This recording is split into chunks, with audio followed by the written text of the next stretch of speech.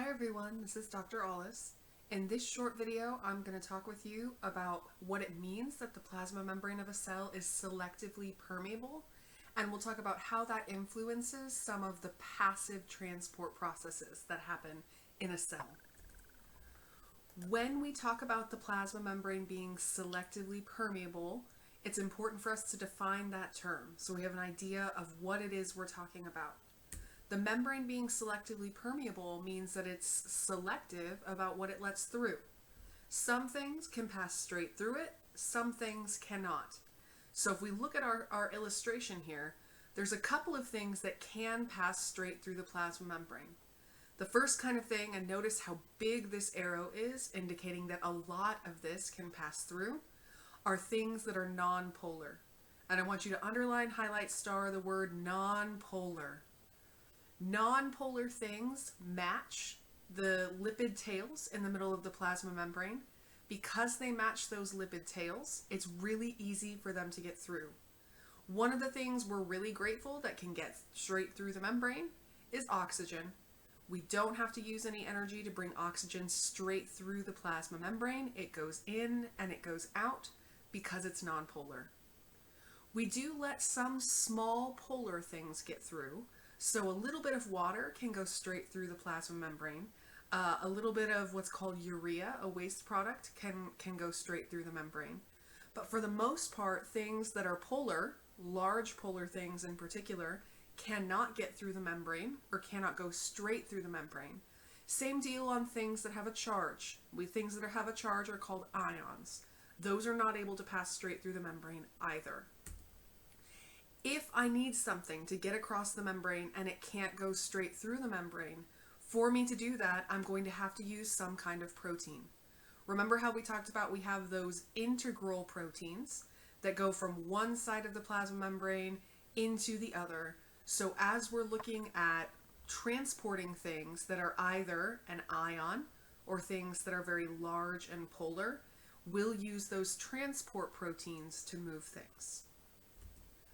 Because the plasma membrane of our cells is selectively permeable, it means that only some things can get in or out at any point in time, which allows us to make the environments inside our cells different from the environments outside our cells.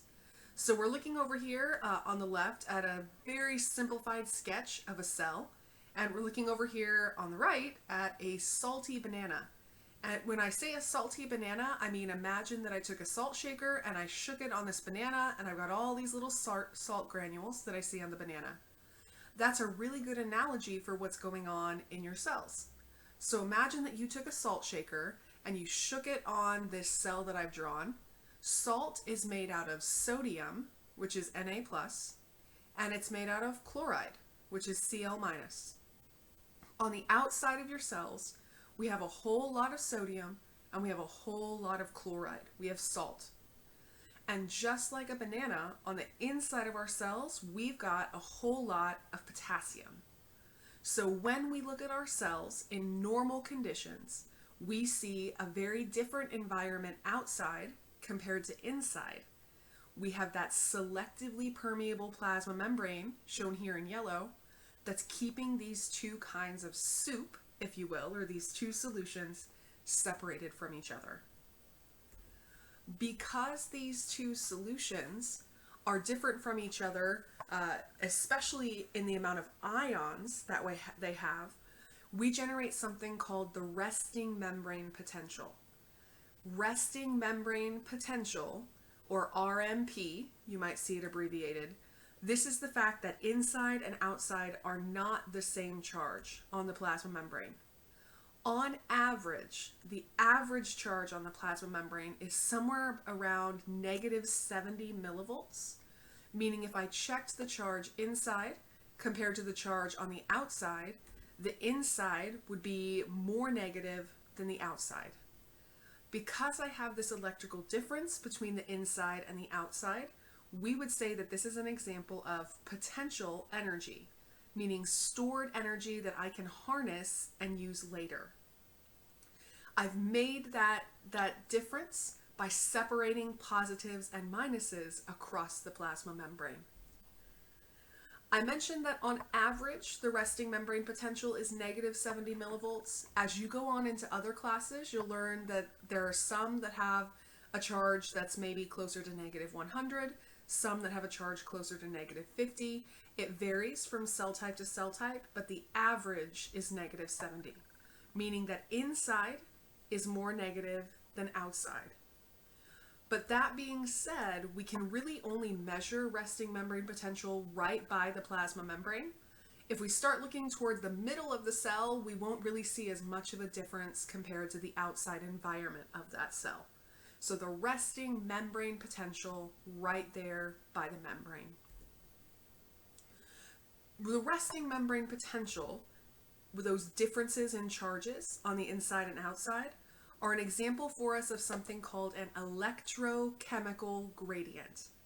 And an electrochemical gradient means that not only is the charge different on both sides, but also the chemical concentrations. And that's important because when we're thinking about passive transport, where things are going down their concentration gradient, they could either be moving down their chemical gradient, meaning we're going from where there's a lot of them to where there's not very much of them, or they could be going down their electrical gradient. So from an area where it's positive, they might move into an area that's negative. Or from an area that's negative, they might move into an area that's positive. So when we're talking about moving things across the plasma membrane, as we'll talk about a bunch with muscles and neurons, they're always moving down their electrochemical gradient, meaning where's the charge make me want to move, and where do the ion concentrations make me want to move. Those two things will determine which way different ions move into or out of cells. When we're talking about things going down their concentration gradient, from where there's a lot to where there's a little, this is an example of what's called passive transport. When I do passive transport, I can do this passively. No energy is required. I sit back and this happens normally in my cells. There are three main kinds of passive transport that we can do, and several of these are used to move things across the plasma membrane of our cells. The first kind of passive transport is called diffusion. In diffusion, things go straight through the plasma membrane. No proteins required, no energy required, we just pass straight in or out. We also have what's called facilitated diffusion. In facilitated diffusion, we still go straight across the membrane, but to do that, we need a protein channel to pass through. So those integral proteins that we talked about help us with the process of facilitated diffusion to move things straight across the membrane. The final kind of passive transport is specific to water, and that kind of passive transport is called osmosis. So diffusion, facilitated diffusion, and osmosis, all three of these processes do not require energy to occur, and we can use them to move things down their concentration gradients. So from where there's a lot to where there's a little. So let's start with a comparison of the two types of passive transport that have the word diffusion in their name. That's simple diffusion and facilitated diffusion. When I talk about simple diffusion, I'm talking about the simplest form of transport possible, when things go straight across the membrane. Simple diffusion can only be used by things that match the inside of the membrane. In other words, these lipid tails in the middle of my plasma membrane get to decide who does and does not pass straight through. If I'm nonpolar, which is what these tails are, if I'm lipid soluble, meaning I play nice with the lipids that are found there, I can go straight in and out of the cell as much as I want to. Simple diffusion is used for things like oxygen or carbon dioxide. So we always move stuff from where there's a lot to where there's a little. This is the way we get oxygen into your cells. We also do the process of facilitated diffusion. And remember, facilitated diffusion requires proteins to get things across the membrane. That's because we're no longer talking about things that are nonpolar or lipid soluble. Now we're talking about things that need some help to get across the membrane. So some of our transport proteins are what we call channel proteins. A channel protein is a type of protein that when it's open both to the outside and the inside at the same time. We never attach to what we're transporting, it just flows straight in or straight out, depending on the concentration gradient. We do also use some proteins though that are called carrier proteins, and carrier proteins will actually change their shape to move what they're moving. So if we notice our picture here, if I have glucose in the environment, I attach it to this transport protein, then this transport protein changes its shape and brings that glucose into the cell. So transport proteins that change shape are called carriers. Transport proteins that have this tunnel that always would let things through, those are considered channels. We would use a transport protein for anything that can't do simple diffusion. So ions with a charge, amino acids, and monosaccharides that are both very large. Both of these though, simple diffusion and facilitated diffusion, we're always going from high concentration to low concentration. And the last kind of passive transport that we're going to look at is called osmosis. And osmosis is still moving things from high concentration to low concentration, but specifically we're just moving water. When we do osmosis, if you were to look at it from the outside and watch the water move, it looks like water's going from a diluted solution. So say something that only has a concentration of 10% sugar or 10% salt into the more concentrated solution. So water goes from where there's a lot of it into a place where there's not as much of it, maybe a 20% sugar solution. So we take water down its concentration gradient from where there's a lot of water to where there's a little water. Some water molecules do go straight across the plasma membrane. A lot of them, though, are going to do the process of facilitated diffusion using a special kind of protein channel called an aquaporin, which is a protein just for moving water. There are two forces that contribute to the movement of water. The first kind of force is called hydrostatic force. In hydrostatic force, we're pushing water out of places. So for example, I'm looking at a blood vessel up here. At the beginning of this blood vessel, there's very high capillary pressure, hydrostatic pressure, meaning there's a lot of water in here at the beginning of this capillary. Because water moves from where there's a lot to where there's a little, we actually push that water out of the capillary here at the beginning, because the hydrostatic pressure, the amount of water here, is pushing other water out. We also move water though using what's called osmotic pressure, and osmotic pressure is more of a pull than a push.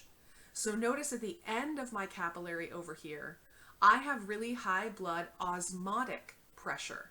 So my bloodstream now is going to start pulling on the water that I see out inside the interstitial fluid. So pulling water in, that's an example of osmotic pressure. Pushing water out, that's hydrostatic pressure. That's what we see going on in these two blood vessels here. We can also see that when we look at these pictures as well. When I look at these pictures, notice that on this side of my tube, I have a whole lot of sugar. On this side of my tube, I just have a whole lot of water. When I'm thinking about the forces that make my water move, the pulling force, or you could almost think of it as a sucking force, would suck this water over to the side where there's a lot of glucose. There's not as much water over here. There's a lot of water over here. So hydrostatic pressure pushes us down, and osmotic pressure pulls us this way as well. So as you're studying osmosis, remember that there's two ways for us to get water to move, either by pushing or pulling, hydrostatic pressure and osmotic pressure. This is a great summary table to compare for us the processes of diffusion and osmosis. One of the most important compare and contrasts for us to make is this first bullet point right here. Underline, highlight, star, that in diffusion, solutes are what move. Solutes are the things that are dissolved. So if I look at this tube with two different solutions in it, this solution has a lot of solutes, a lot of dissolved stuff. This solution doesn't have as many solutes, not as many dissolved things. In the process of diffusion, these dissolved things will actually move over to the other side. That's diffusion. But if I were to do the same thing with the process of osmosis, where I'm trying to dilute this concentration, rather than moving my solutes, my dissolved things, I'll actually move the water instead.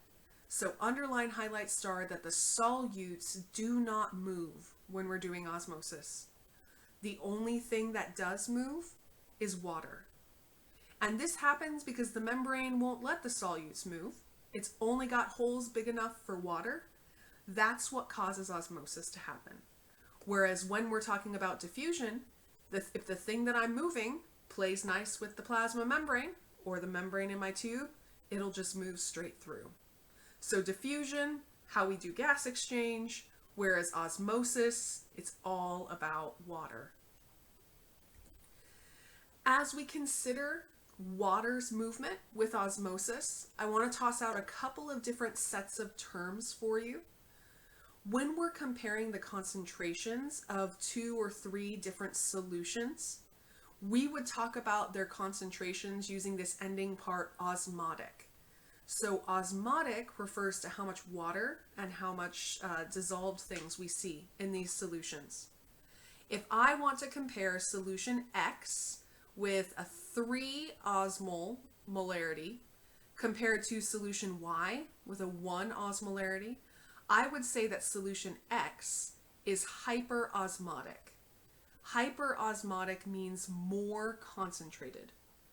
Whoever is more concentrated, whoever's got a bigger number, we would say that is hyperosmotic. Isoosmotic is when my concentrations are the same. So notice that these two solutions both have a concentration of 1.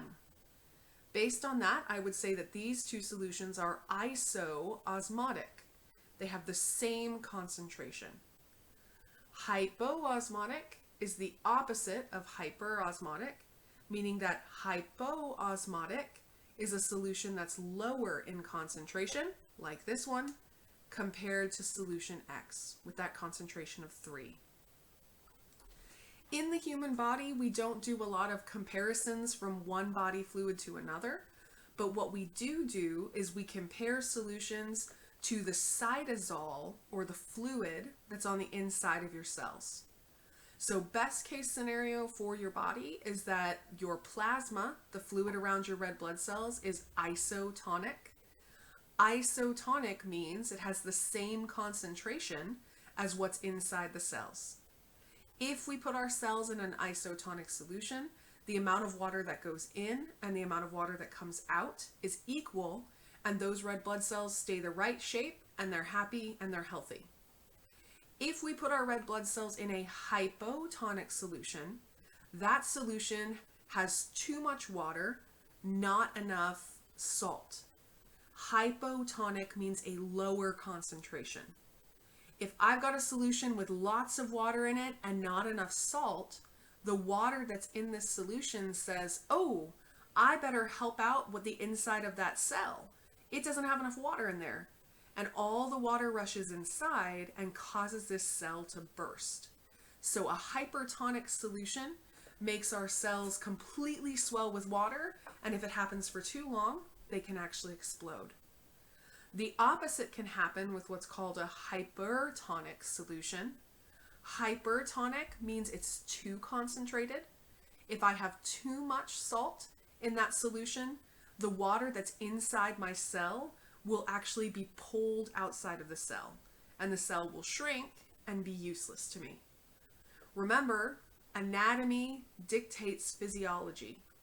If my red blood cells are any shape besides this normal flat disc, if they're all puffed up or exploding, or if they're all shrunken, like we see here. Either of those scenarios would lead to red blood cells that cannot do their job correctly.